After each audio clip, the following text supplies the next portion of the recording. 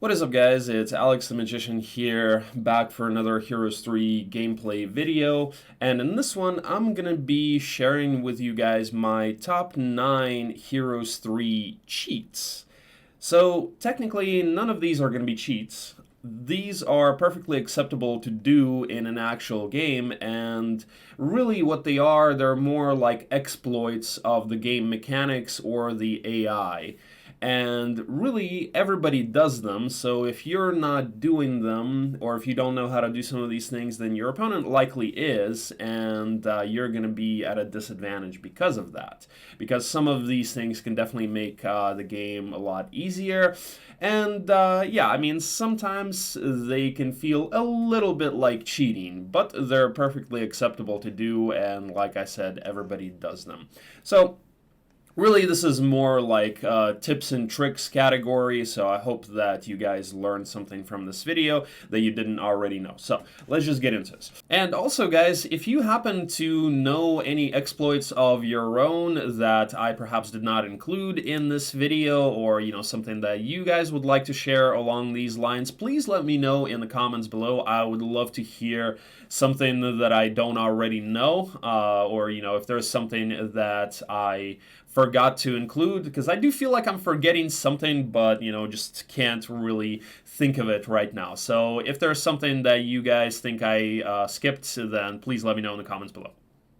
Alright, the first one that I'm gonna be talking about, I've talked about this in previous videos already, this is gonna be the fake breath, right? So again, this can be done in Black Towers. This can be done when taking the Dragon Dwelling as Rampart. This can be done as when taking the Dragon Dwelling as Dungeon. This can also be done as Conflux in the Firebird Dwelling. So anything that breaths.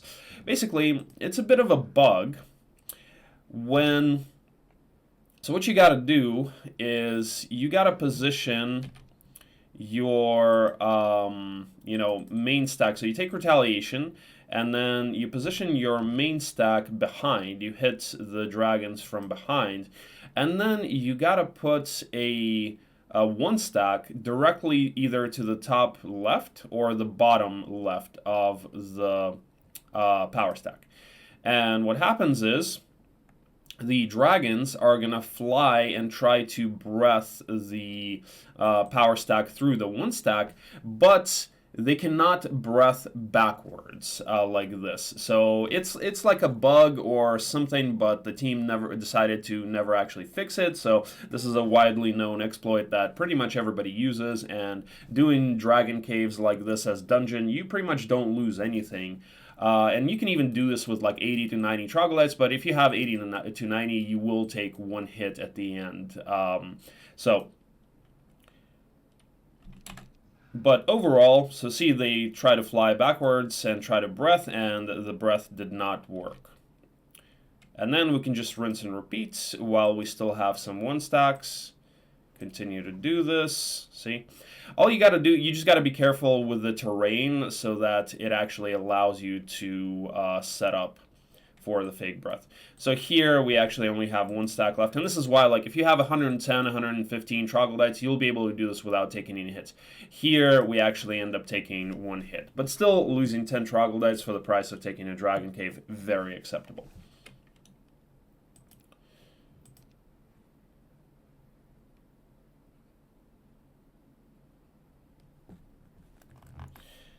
Alright, so let's move on. Let's go ahead and stick with the dungeon theme for now. I'm going to share another exploit that's kind of a bug, and it's not that well known, but it can definitely help you sometimes as well. So, check this out.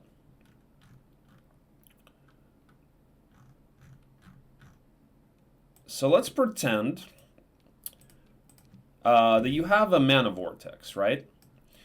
And you have a hero in your town like this, right? And on week 2, right, so we already built the mana vortex here, right? It already got activated. But let's say you want to use the mana vortex on week 2 as well. So if I just try to do it like this, I end my turn, and if I enter my town, then it's just going to get activated on this hero that was garrisoned, and, I basically waste my mana vortex, right? You don't want to do that. So let's say you want to actually give your main hero, Shakti or whoever, the double mana rather than a hero that is actually garrisoned here. So what you can do is you can actually enter the town through another town, and that way it does not get activated. So I'll show you guys what I mean. So I don't click on the dungeon town, I click on my side town like this, and then in this screen I switch to the dungeon town, and see, it did not get activated. So now I can just grab Gerwolf, move him out of here, and then bring whatever hero I need, and there we go. We doubled our mana on Shakti. So, not that well known of an exploit. Again, some sort of a bug, but the team decided to never fix this, and this is well known, among pros, they pretty much all know this and all use this. So, another one that can definitely help you sometimes. Alright.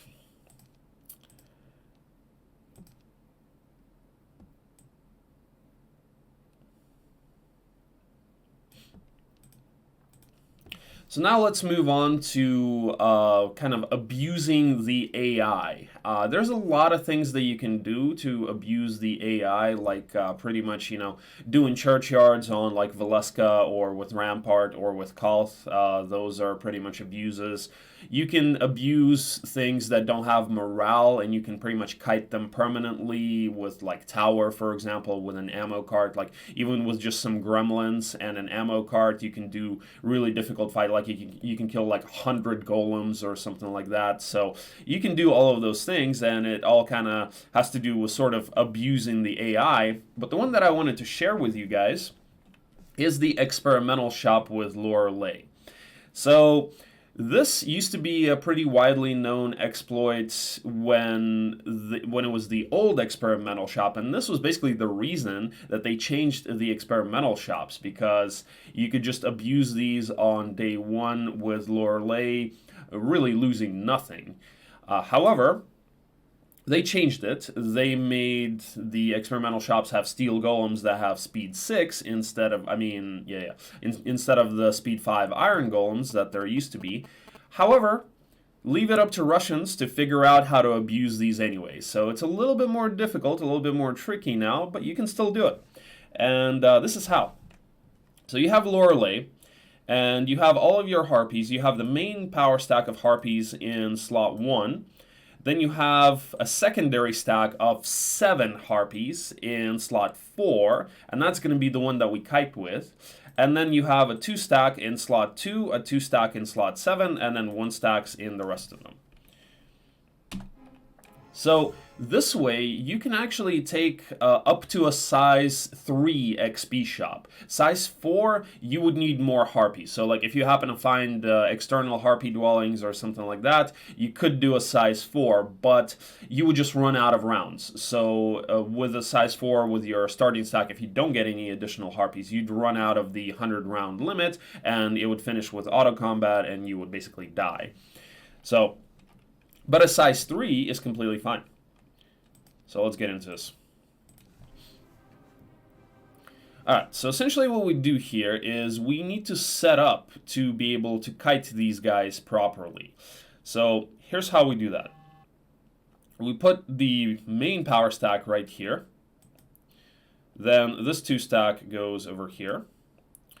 1 stack here. The 7 stack here. 1 stack here. 1 stack here.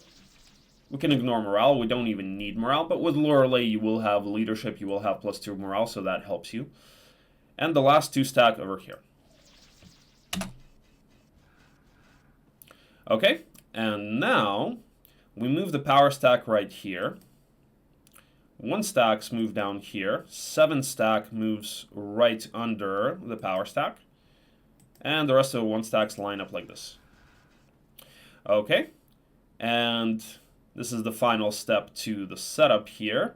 Move the power stack right here. Ignore morale. Well, at this point, we could have actually hit them. We didn't necessarily need to ignore morale, but I'll show you guys that, you know, when you set up, it's best to just have everything tight. And the 7 stack moves over here. Okay, now the power stack moves down here, and the 7 stack kites. And that's it, guys. Basically, the 7 stack just goes back and forth, and the power stack just hits the golems.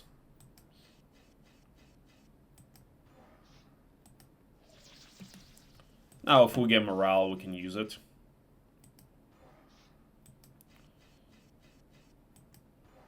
And that's it. You just continue doing this. Now, I'm going to speed this up.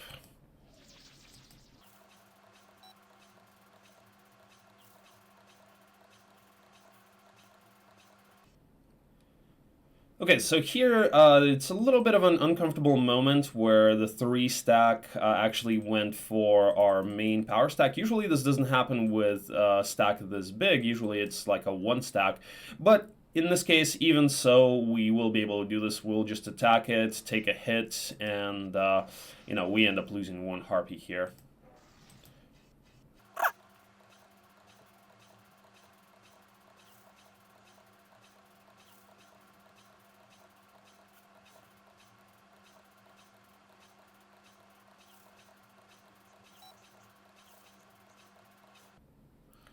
Okay, so now when there are 2 golems left, we need to change their positioning because you see this harpy can now not reach them. So what we're going to do is we're going to move the 7 stack down here.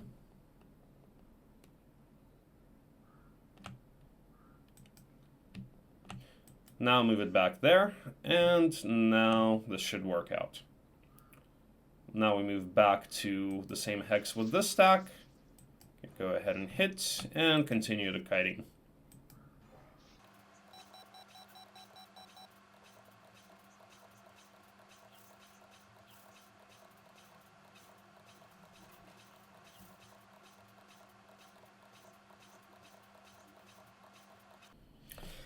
Alright, and there you guys have it. So we only lost 8 Harpy Hags, and we gained, well, first of all, we gained a bunch of XP, and then we gained 3 Giants. So 3 Giants on day 1. Really, really good start. And really, for a map like this is pretty much perfect, right? Because we have 2 experimental shops right here, right next to our town. So there you guys have it. So that's how you can abuse experimental shops with Lorelei. Pretty notorious that you can still do this, but yeah, if you can pull this off, you know, really useful mechanic to learn how to do. And, you know, you don't need to get upset if you get Lorelei in your tavern. You know, you can look for experimental shops. Alright guys, the next one that I want to include on this list is going to be doing a Picket with Luna. Honestly, this entire video could have probably been made about Luna and her firewall. So, you know, there's so many things you can do with her. There's, you know, you can take conces, you can take hives really easily with just her firewall and some pixies. You can do breaks. You know, you guys probably saw my 112 break with Luna video. So, you know, Luna really breaks the game. So the entire, you know, thing, just like, you know, using Luna kind of feels like you're cheating all the time. But the one that I want to include here is the Picket, because honestly, it is really easy, and you get a huge amount of return for your investment in this one. So you can do, with Luna, you can do a maxi Picket with just 18 mana, and either Advanced Fire Magic and 6 Spell Power, or Expert Fire Magic and 3 Spell Power. And, you know, exchanging 18 mana for 12 Cyclops, that is huge. I mean, everybody else is going to have much more trouble taking Pickets. You know, the other closest one would be Cassiopeia, who can do size 3 Picket on day 1 with her starting army, but it's still much more dangerous. With Luna, you're not risking anything, and yeah, there's really no chance of anything going wrong here. The one thing that you got to remember is that you gotta have speed 8 or higher. So either you're doing this with a regular pixie on conflux terrain on highlands, or you need the upgraded pixies or like an angel or something like that if you're not on conflux terrain.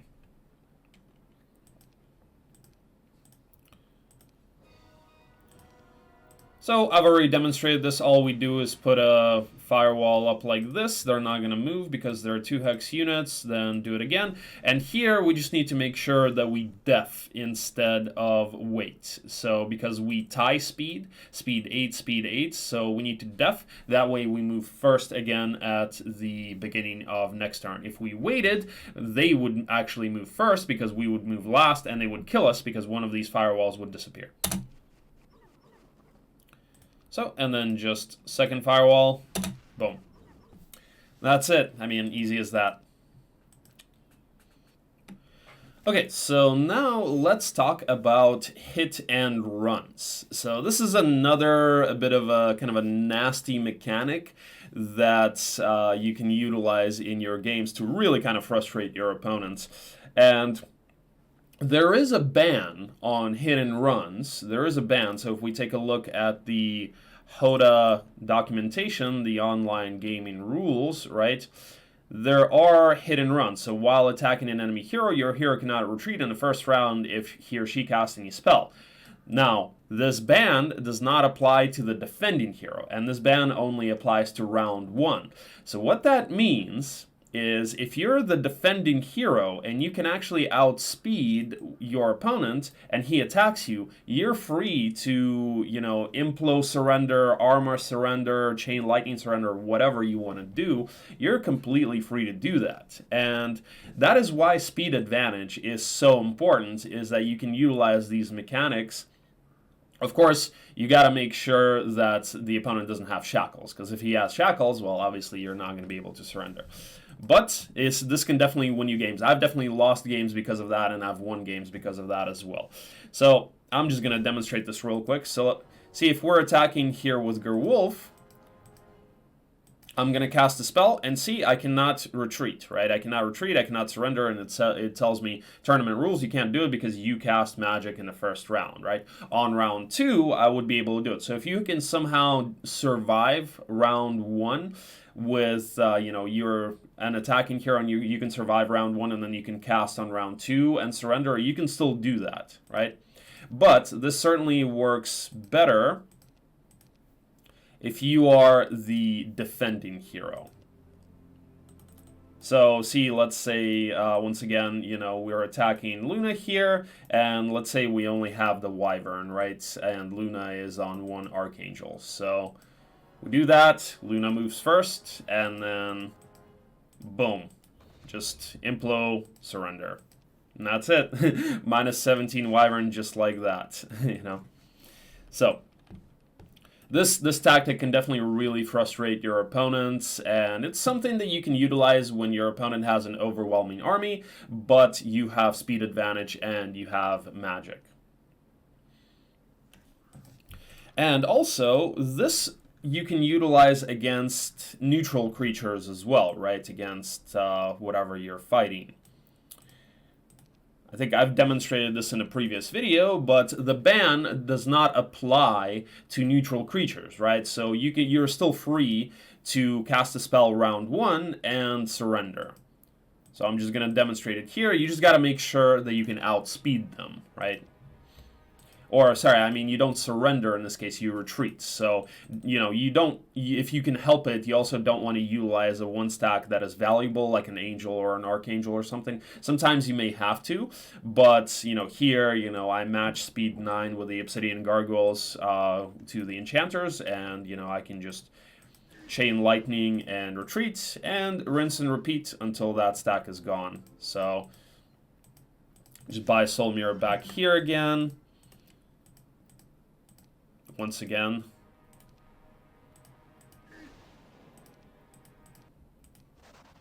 And a 3rd time, and then we should be able to finish them. And then we just bring whatever army we have, which isn't that much, but it will be enough to finish whatever's left after the 3 run-bys.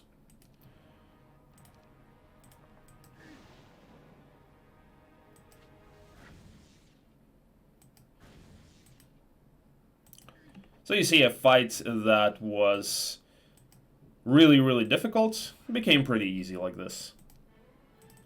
Okay, so now we're going to talk about some notorious magic exploits that can be really frustrating and really difficult to deal with.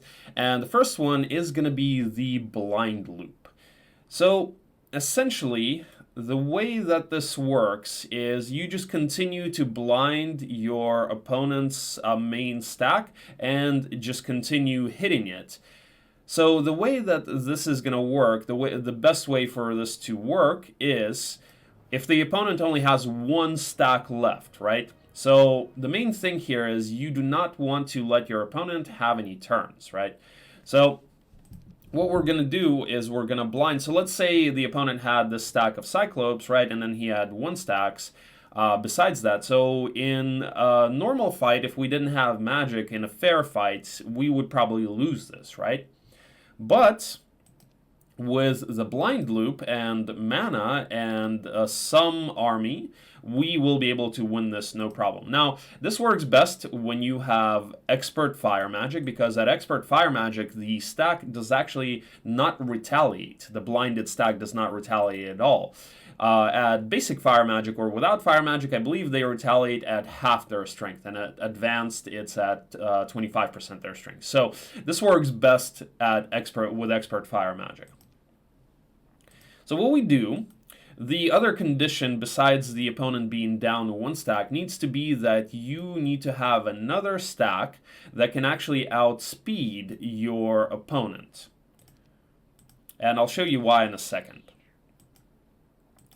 So here, what you need to do is you need to blind, then you need to make sure that you can outspeed them, and then you need to make sure that the turn when you attack, you can cast blind again that turn. So you need to, so if you casted this turn, then you would skip your turn, right?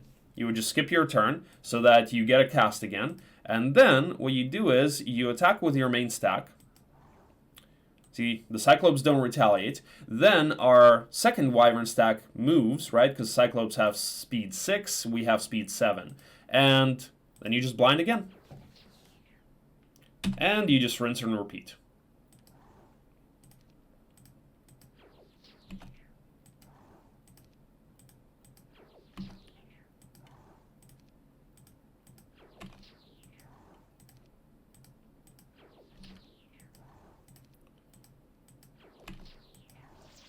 And you see, our opponent did not get a single turn like this. We lost nothing and killed 36 Cyclops. So, really frustrating to deal with. Now, the other thing that you need to make sure when doing this is that you do not have a ballista.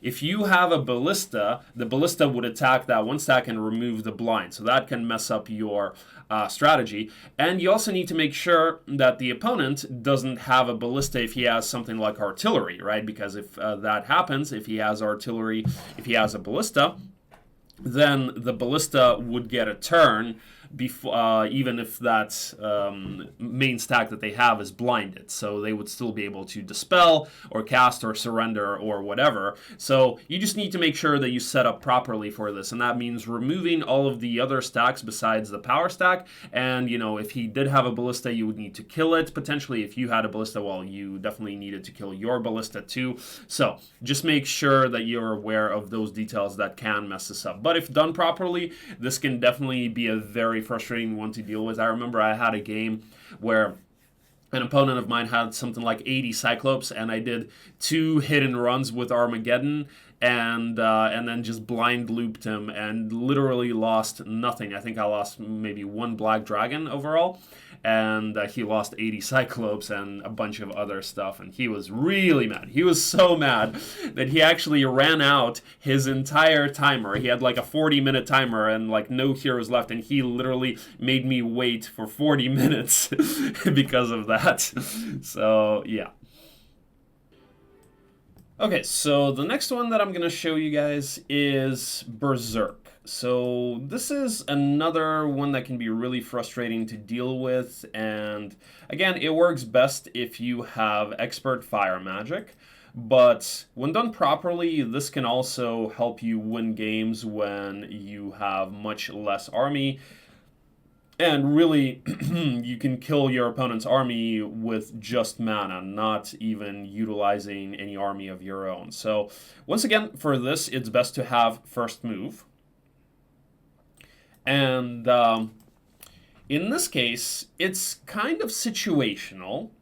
So, what you want to happen is you want your opponent to have all of his army close to each other. So something like this. So for example, sometimes they may have tactics and they may position all of their units in kind of one area.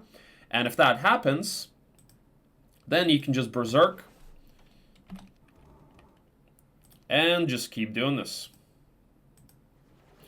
Now, it's also good for you to make sure that the opponent has neutral morale, because if these guys morale after their Berserk turn, well, they can still move, right? And then your opponent can kill you with magic or whatever, right? So just also, you don't want them to have negative morale, because if they miss morale, then that kind of can mess up your tactic a little bit, but it's not as bad as them getting positive morale. So with negative morale, it will still be possible. Just, not necessary. If you can help it, you want them to have neutral morale. So, like, having the Spirit of Oppression is a really good one to have.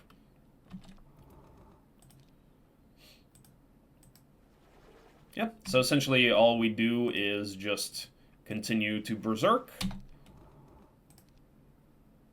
and skip our turn with the Archangels.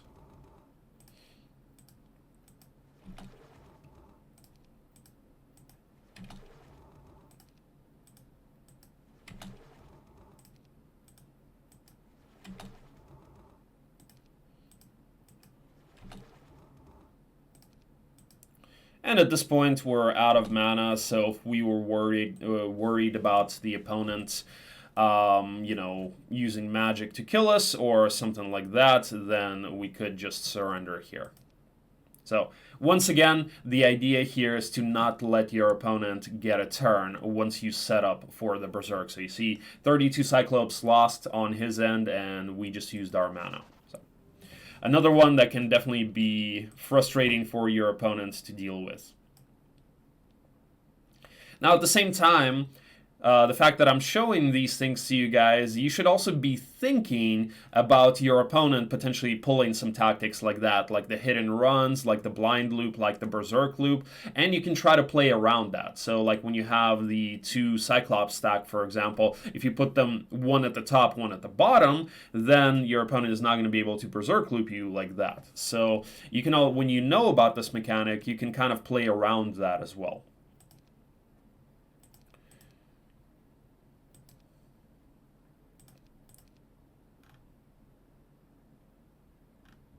Alright, and the last one that I'm going to show you guys is going to be Force Field.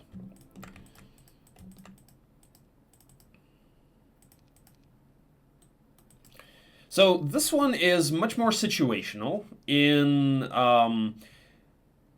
With this one, you may not always be able to do it, because there are things that your opponent can do against it. Like if he has Expert Dispel, he can remove your force field. If he has Remove Obstacle, he can remove it. And also, you do need to pay attention to the speed, so you need to be able to outspeed your opponent as well. So maybe if he uses Haste on his main stack, if it's already faster than your stack, then, he may be able to outspeed you. But this, again, is a similar mechanic to like the blind loop. You can just kill your opponent with just the force field. So all we do need to have at least advanced force field, because with advanced, it's a 3-hex force field, right? And this works best against 2-hex units. This would work against 1-hex units if I repositioned my Cyclops over here and force fielded them like this, but usually it works best against 2-hex units.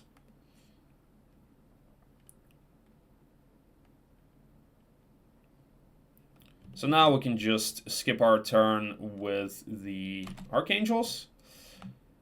And you see, even if we move closer, right?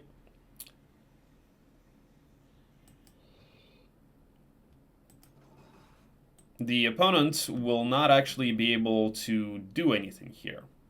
Now, as I've mentioned, we do want to outspeed. So let's say he kills our Archangel, right? We do want our Cyclops to move first. So either slow his Wyvern, haste ourselves. So this is situational, as I've mentioned, because sometimes, if your opponent has haste or slow of his own, he may be able to slow you, so that this kind of messes up your mechanics a little bit. When the force field disappears in 2 turns, right, he may be able to, like this, if the Wyvern moved first, I would not have been able to put the force field back up here. But as long as we can move first, we can just continue to do this. And see, and the Wyvern can't really do anything here.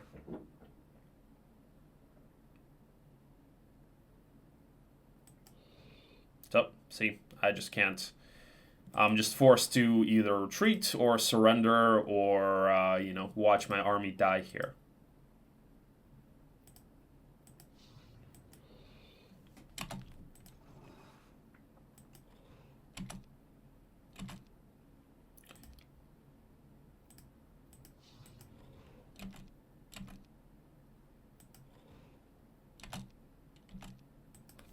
And there you have it. So 32 Wyvern lost on our opponent's side, and only the Archangel and the 1 Cyclop. Well, if he didn't have the artillery, the ballista, he wouldn't have actually killed the 1 Cyclop either. And we probably could have even saved the 1 Archangel too. Alright, so that about does it for the in-game exploits as far as magic and abusing the AI goes. And the last one that I'm actually going to share with you guys is going to be a bit controversial. And it doesn't actually have to do with, like a game mechanic like abusing a spell or abusing the AI or anything like that. But it's going to have to do with kind of abusing the simultaneous turns and turn interruption mechanic. So this one, I'm just going to basically talk about. I'm not actually going to demonstrate since I'm not in an actual game, but what this is, so this has to do with simultaneous turns and disconnects, right? Or not disconnects, but the simultaneous turns interrupting. So if you are blue and simultaneous turns interrupt, you get to replay your turn, right? Well, you have to replay your turn, which is, in some cases is a disadvantage, but it could be an advantage, because here's what the rules say. In case simultaneous turns are interrupted, the blue player will have to make his turn again, but he doesn't have to repeat the actions he did before the interruption. So what that means is if the simultaneous turns interrupt, like, you have simultaneous turns until 1-2-1 or something like that, and then you both end up entering the desert on like 1-1-6 or whatever, then your opponent, attacks you, or you see your opponent and you're blue, and you actually have to redo your turn until that interruption, right? And let's say that you made mistakes before you got to that point, before the interruption. Well, you actually can not do those mistakes this time. You can actually replay the turn differently in this case. Now, this is slightly controversial, but to be honest, I think that it's fair game. In a lot of cases, this is why people have at the higher levels, people have simultaneous turns until like 1-1-6, or, when they enter the deserts, they say, okay, let's load and, without simultaneous turns to prevent this from happening. But, you could say that this is unfair. However, I personally think that it's completely fine, because I think it's unfair that red gets the overwhelming advantage of going first when the simultaneous turns complete or interrupt. So in one turn or half a turn, whatever advantage you get as red, you can get a lot of stuff done. You can get much stronger. And I've had multiple games where I lost because of that, where I was blue, and in the one turn that I was behind, my opponent was able to get like +10 all stats, Earth Tome, really good magic. So one turn in a desert means a lot, in not always. But in certain cases, it can certainly mean a lot because you can open prisons, you can farm, as much as possible with a tavern, with the Utopia gold and things like that. So really, blue is at a pretty big disadvantage as it is. So anything that you can do to gain an advantage, especially if it's fair, if it's not against the rules, I think it's fair game. And really, this entire game is kind of based upon kind of straining and stretching and abusing the mechanics that it gives you, as I've demonstrated in a lot of these exploits that I've already shared with you guys. And everybody does them. And, so if this is within the rules, then why not? I think there's nothing wrong with that. However, you do have to remember that if this is a disconnect, so this is in case if simultaneous turns break normally, like if they interrupt in, just a natural game situation. If this is a disconnect, you cannot do this. So right here in the online rules, it says, in case of a crash or desync during the simultaneous turns, the players must repeat their turns as close to the original as possible until the desync moment. So just remember that. So in case this was a crash, or in case this was desync, somebody lost their internet, the server went down or something like that, you would have to repeat your mistakes. Now, if this was an interruption or, a natural interruption in the course of a game, then you can actually try to rectify your mistakes as blue. So, there you guys have it. I'm sure some people are going to find this controversial and are going to tell me, no, you cannot do this. I've had people tell me this before. But as I've explained, blue's already at a disadvantage, so I think that, if you can gain a little bit of an advantage like this, then why not? I think it's fair game. So, well, that does it for the top 9 exploits, guys. So I hope that I was able to teach you guys something that you didn't already know. And do let me know in the comments below if you know of any exploits of your own that I perhaps didn't share here. I do feel like that I'm leaving some out, but when I was writing down the list for this video, I couldn't really think of any more, but I'm sure there are some. So please share your exploits as well in the comments below if you have any. Okay, so that's it. I'm going to end the video there. Thank you guys so much for watching, and I will see you guys soon. Peace.